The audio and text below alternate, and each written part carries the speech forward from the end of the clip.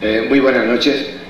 Yo, a diferencia de usted, que es habilísimo para improvisar y para analizar la novela de Gerardo, soy malísimo para hacerlo, soy malo, así que sí he escrito algo sobre la novela de Gerardo. Pero antes, permítame decir dos o tres cositas. La primera sobre Gerardo. Tengo con él una amistad de muchos años. Nos conocimos, yo creo que por carta, ¿verdad? Así como los enamorados, amistad de lejos, amistad de pendejos. No fue porque hemos mantenido a lo largo de 20 o 25 años una amistad muy íntima. Yo realmente le tengo un grandísimo afecto. En segundo lugar, trabajamos juntos en momentos difíciles del periodismo nacional, cuando había que abrir espacios a la democracia, y eso resultaba dificilísimo. En tercer lugar, porque él es editor, yo también fui editor, y reconozco el grandísimo trabajo que hace, no solamente como escritor, que creo que es superior, sino como editor. Lo mismo para don Raúl Figueroa, que para él mi admiración sincerísima por su trabajo de edición. No solo por la aventura que supone editar libros en Guatemala y el enorme riesgo que supone también hacerlo, sino por promover los autores nacionales y difundir el pensamiento que está ahí oculto y escondido, porque hay otros autores que vienen de fuera y que quizá tengan mayor demanda, no lo sé. Pero quiero decirles que estos libros de las dos editoriales de ambos editores están extraordinariamente editados. No puedo presumir de experto, pero sí edité un semanario durante 12 años en el que también puse mucho énfasis en la calidad. Y ustedes, los dos, verdaderamente son admirables por el trabajo que hacen. Yo abro los libros de ustedes, los que editan ustedes, y es como abrir un trigal, ese color de trigo que tiene el papel, lo bien compuesto que está el texto, lo bien elegida que está la tipografía, el interletrado, el interlineado, los espacios blancos. Da gusto abrir estos libros y leerlos, de manera que eso también quería decirlo. Y la tercera cosa que quería decir es que a mí también el libro me inspiró o me recordó otras obras. Mejor dicho, me recordó una sola de la cual voy a hablar. Pero es curioso, eso les puede dar a ustedes una idea de la riqueza del libro de Gerardo, lo inspirador que es, la cantidad de emociones y de cosas que evoca.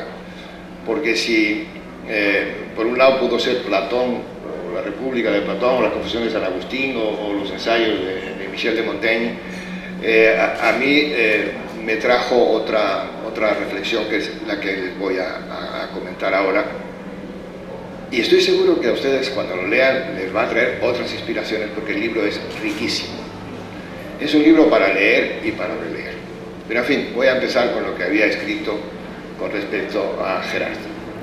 Decía mi abuelo que un buen vino es aquel que después de que uno lo prueba le deja a uno pensando.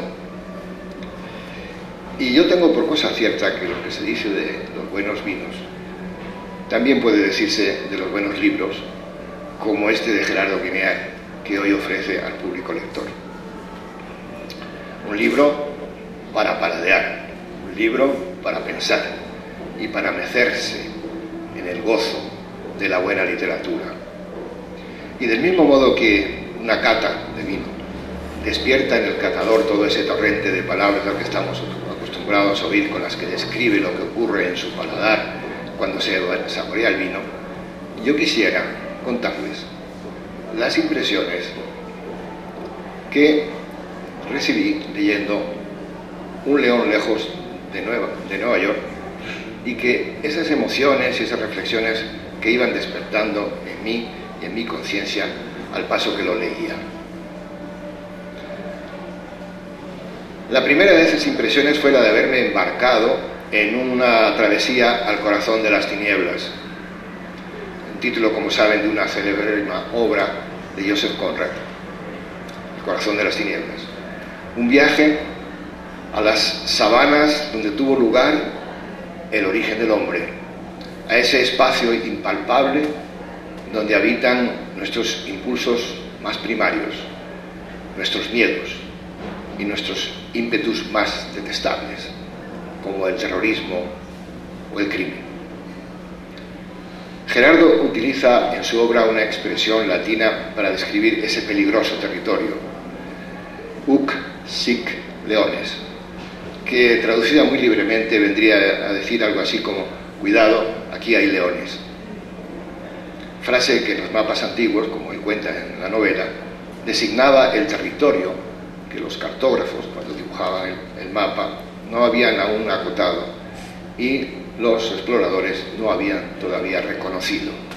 Ese es el lugar peligroso, donde hay leones. Eso fue lo que me pareció al principio, desde el principio de esta novela, un viaje al interior de nuestra jungla personal, a ese infierno en el que arden nuestras culpas, nuestras heridas y nuestros pesares. El estilo narrativo de Gerardo también me recordó en algún momento aquel niño que todos los días pasaba por delante del taller de un escultor que tallaba en un bloque de granito. Un día el bloque amaneció convertido en un airoso caballo y el niño le preguntó al escultor: ¿cómo sabías que dentro de la piedra había un caballo? Gerardo pertenece a esa clase de narradores que se deleitan haciendo sufrir al lector y que se muerda las uñas mientras va despojando lentamente de velos en la danza de Salomé el cuerpo de su novela y adentrando al lector en sus sinuosidades y sus misterios. Gerardo también es un sesudo investigador del sentido oculto de las cosas, de los enigmas de la vida humana y de las creencias. Y en Un león lejos de Nueva York nos revela sus profundos conocimientos de religión, de filosofía y de literatura, los cuales, esos conocimientos, va dejando caer en las páginas del libro como riquísimos frutos salidos de un cultural cuerno de abundancia. Hay capítulos que en sí mismos constituyen ensayos absorbentes sobre temas que nos preocupan a todos, como el papel de la religión en nuestras vidas, o nuestra interpretación de lo que sucede aquí y ahora en Guatemala, o de lo que sucedió hace 40 años. La razón habla siempre en voz baja, como lo hace Gerardo. En la realidad y en la novela, él siempre habla en voz baja. Y dar fe a lo que es dar a la fe lo que es de la fe, y a la razón lo que es de la razón, me parece uno de los grandes aciertos de esta novela, sin que la profundidad de sus reflexiones afecten en absoluto el ritmo narrativo de la misma. En todo caso, confieso que siempre que Gerardo volvía al actual conflicto religioso del mundo y su repugnante secuela de sangre, no podía dejar de preguntarme si para establecer qué revelación divina es la buena, si la de la Biblia, la del Corán o la del Talmud, que son obras escritas, dicho sea de paso, por hombres muy rudimentarios, muy primitivos, con una propensión obsesiva por la violencia y el crimen. Digo, si para determinar cuál de esas revelaciones era la genuina, es necesario recurrir cada año al sacrificio de millares de personas, y si eso tendrá fin algún día.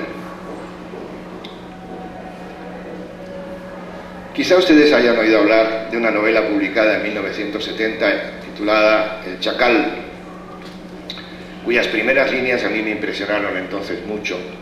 Decían algo así como: la mayoría de las personas, si empezaba la novela, recuerda con precisión dónde se encontraba y qué hacía cuando le dijeron que el presidente Kennedy había sido asesinado. Creo que lo mismo podríamos decir hoy, cambiando sujeto, acerca de dónde estábamos y qué estábamos haciendo cuando cayeron abatidas las Torres Gemelas de Nueva York, mientras contemplábamos, horrorizados, cómo se desintegraban y enterraban bajo los escombros a millares de seres humanos. Este dramático suceso, que es referencia frecuente en la novela de Gerardo, y parte del título obedece a eso, no es sin embargo una parte integral de la misma. La novela se desarrolla en Guatemala. Pero si hay unas páginas que merecen enmarcarse y donde el talento narrativo de Gerardo Guinea esplende, son aquellas donde uno de los personajes de la obra rememora para el lector aquel trágico atentado, aquel trágico suceso. Gerardo combina su narración con frases lapidarias como "el hombre vuelve a sus orígenes y a sus demonios", lo cual, según iba leyendo, me iba reafirmando en la idea de que yo no estaba equivocado y de que lo que Gerardo quería era llevar al lector de la mano y en voz baja hasta el corazón de las tinieblas. Quien haya leído esta novela de Joseph Conrad tal vez recuerde las palabras que el agente Kurtz murmura en su lecho de muerte: el horror, el horror. Una exclamación que brota de nuestras gargantas cuando nos percatamos de cuán frágil y limitada es la racionalidad del ser humano para sofrenar nuestra animalidad originaria, y que es una imprecación que yo también musitaba a medida que leía la novela de Gerardo. Un león lejos de Nueva York empieza con el silencio que debió proceder al Big Bang, o quizás a la creación, silencio interrumpido tan solo por unos gritos misteriosos y horribles que siembran de inquietud las vidas de un manojo de hombres y mujeres encallados en el infortunio, el fracaso o la indignidad. Todo novelista llega a crear un vínculo emotivo y secreto con los personajes nacidos de su fantasía, y cada autor les entrega lo mejor que puede darles. Uno, a fin de cuentas, no escribe nunca el libro que quiere, sino el libro que puede. Pero lo mejor de Gerardo Guinea, a mi modo de ver, es el delicado intimismo con el cual viste a los suyos, sus personajes, y ese lenguaje tan propio de él, tan metafórico y revelador, tan rico en resonancias y en sorpresas, como cuando escribe, por ejemplo, que vivir es un advenimiento indescifrable,